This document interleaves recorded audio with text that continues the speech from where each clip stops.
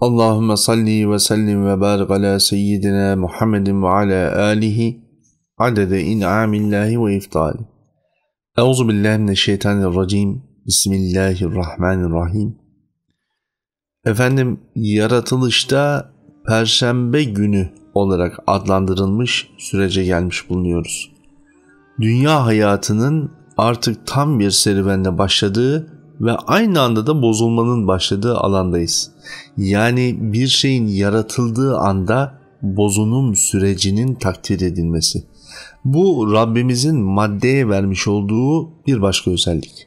Başında söylemiştik ya, her bir maddenin maddesel özelliğinin, bizim nefsimiz tarafından algılanan maddesel özelliğinin olabilmesi için en az 6 tane önemli kimliğe ihtiyacı var. Önemli özelliğe ihtiyacı var. Ya Ahir ismi şerifinin tecellisiyle yaratıldı Perşembe günü. Dolayısıyla Cenab-ı Hakk'ın takdir ettiği bir gecedir efendim. Onun takdirinin yaşandığı, her şeyin ahirine uygun olarak yaratıldığı gecesinde olmuş oluyoruz, gününde olmuş oluyoruz, Perşembe gününde. Her şeyin başladığı anda kendisine takdir edilmiş nihayetine olan koşuşturma serüveninin kendisine atfedildiği, boynuna asıldığı andayız. Efendim, Allah Resulü sallallahu aleyhi ve sellem Efendimizin özellikle itidal üzere olmasının bir şekliyle hayatımızın içerisinde bir şeyin nasıl bozulduğunu, nasıl ortadan kalktığını, nasıl kaybolduğunu bize öğrettiği bir alan söz konusu. Bu soru itibariyle Perşembe günleri Allah Resulü sallallahu aleyhi ve sellem Efendimiz itidalli bir yapıya sahipti. Bu yapısı özellikle bir şeyi öğretme vakti geldiğinde kullandığı bir yöntem olarak da karşımıza çıkmaktadır. İtidalle soru beklemek. Bilal-i Habeşi Hazretleri bu yöntemin büyük ikramlarından biri olarak karşımıza çıkar ki Perşembe günü Bilal-i Habeşi Efendimizin o büyük eziyetten kurtulduğu gündür aynı zamanda. Ve o gün Allah Resulü sallallahu aleyhi ve sellem Efendimiz Bilal-i Habeşi'nin ücreti ödenip o kölelikten kurtulup kendisinin yanına ulaştığında ona şöyle söylemişti. Ya Bilal, artık canın hiç yanmayacak. Çünkü sen yaratılışında o çekmiş olduğun çile, ki Bilal-i Habeşi Hazretleri'nin Medine'ye geliş serüveninde muhteşemdir, büyük hikmetler içermektedir. Ahiri kendiyle beraber kendi yolculuğuna takdir edilmişti Bilal-i Habeşi Efendimizin. Büyük çile ve eziyet çektiği yaklaşık 8-9 gün boyunca ve sonunda Allah Resulü'nün emri ilahisiyle, onların sahabenin yardımıyla, Hz. Ebubekir Efendimizin parasını ödemesiyle kurtulup geldiler Müslümanların Peygamber Efendimizin yanına. Efendim, Hz. Bilal-i Habeşi Efendimizin o tarihten sonra Resul-i Kibriya Aleyhisselatü Vesselam'ın bu beyanatıyla gerçekten de hayatı boyunca neredeyse canı hiç yanmadı. Öyle canı çok kolay acımaz, kuvvetli, güçlü, her şeyin altından kalkabilir, sağlıklı ve sıhhatli bir hayatı vardı. Her türlü çileyi çektiler ama Allah Resulü'nün bu mucize-i ilahisi, dilinden çıkan o söz maddenin ahirine işaret etti. Yani Bilal-i Habeşi Efendimizin vücudundaki ahirette yaşayacağı önündeki süreçte çekebileceği her türlü eziyet, acı Allah Resulü'nün bu sözüyle Allah Zülcelal'in takdirinde beyan bulduğu Perşembe gününün bir hikmeti olarak. Efendim, genel itibariyle dedik çünkü Bilal-i Habeşi Efendimizin 2 yerde hakikaten canı yandı. Bu 2 yerde ise bir tanesi Uhud'da yaşanan o acılı gündü. Bir diğeri ise Resul-i Kibriya Aleyhisselatü Vesselam Efendimizin bedenen ahirete intikalinde yaşanmıştı. Hz. Allah'ın takdir gecesi olarak beyan ettik ama bu geceye yaratılmış güzel şeyler var. Bunlardan bir tanesi müziktir efendim. Müzik, yani Allah-u Zülcelal'in kudretinin namesi olan müzik bir ahenk olarak maddeye verildi. Maddedeki ahengi nasıl anlarsınız diye sual etseniz bunun cevabı müziktir. Müzik deyince sadece bir çalgı aleti olarak düşünmeyin.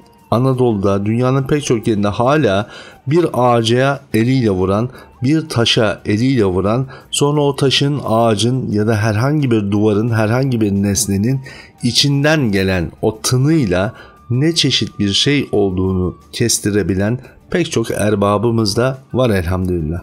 Dolayısıyla müzik dediğimiz maddedeki ahenktir. Ahenk yaratılmıştır. Çünkü ahenk bozulmaya kadar giden süreçte görüntünün, yaşamın, ihtiyaçların takdire göre imkanıdır. Aynı insanlar gibi yaratıldığımız anda ölümümüz belli. Evvelinde başlangıç noktasımız var. Bir yerde yaratılmışız. Ahire doğru yol almaktayız.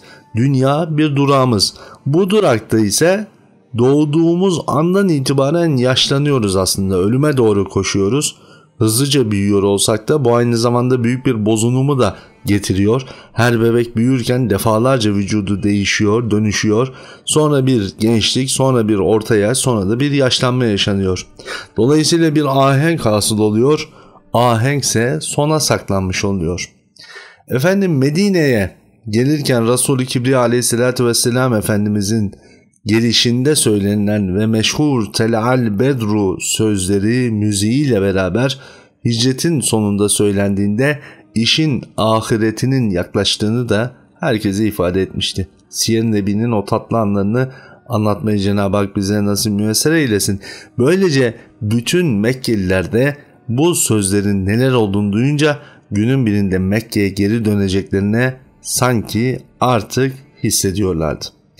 Efendim Perşembe gününde neler yaratılmıştır? Kısaca beyan ediyoruz. Siyer-i Nebi çerçevesinde maddenin oluşumu sonrasındaki sonuçların yaratıldığı gündür.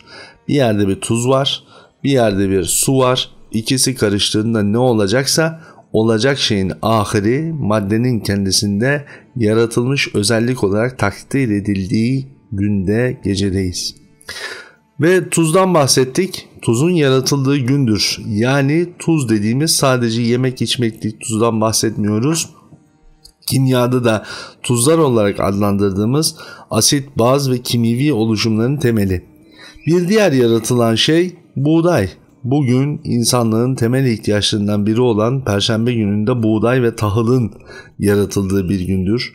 Maya için, yani bir maya oluşumu için gerekli olan tüm hayvanat ve bitkilerin yaratıldığı gündür.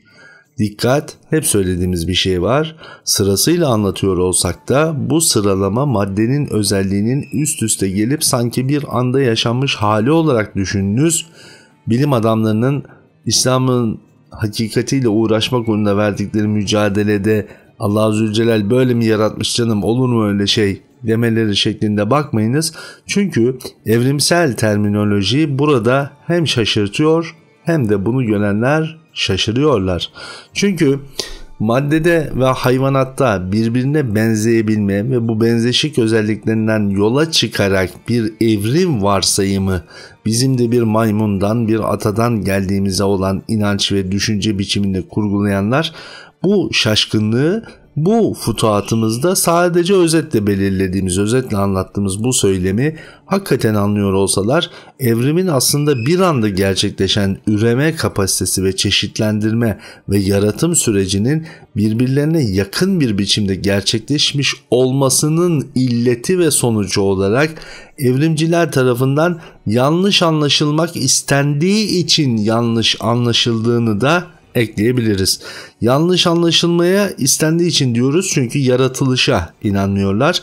Yanlış anlamaya açık diyoruz çünkü bugün Müslüman gençlerimizde geçmişte yaratılmış olan bir takım insana benzeyen maymunların varlığına kanıp galiba evrim teorisi olabilirmiş, hem de Kur'an'da bunun aksine bir şey yokmuş diyorlar.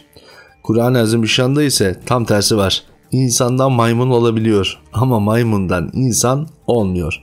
Nihayetinde maddenin ahirinin bir noktada ve beraberce yaratılmış olması, evveli, ahiri, zahiri ve batınının 6 günde, 6 seferlik bir süreçte, aynı zaman diliminin 6 bölümünde yaratılmış olması doğal olarak birbirleriyle müthiş bir benzerliği oluşturuyor ki yine apayrı bir kitap konusu ama sonuç itibariyle evrim teorisyenlerinin şaşırtmacasına hizmet eden bir müteşabih, şaşırmaya hazır ve nazır olan bilmeyenler içinse bir şaşırtıcı özelliktir. Ama bu da Cenab-ı Hakk'ın yaratılışta bütün maddenin Cenab-ı Hakk'ın takdir ettiği insana olan hizmeti, insanın da maddeye olan muhtaciyetinin müthiş bir göstergesidir. Cenab-ı Hak hakkı görebilenlerden eylesin efendim. Kalın sağlıcakla.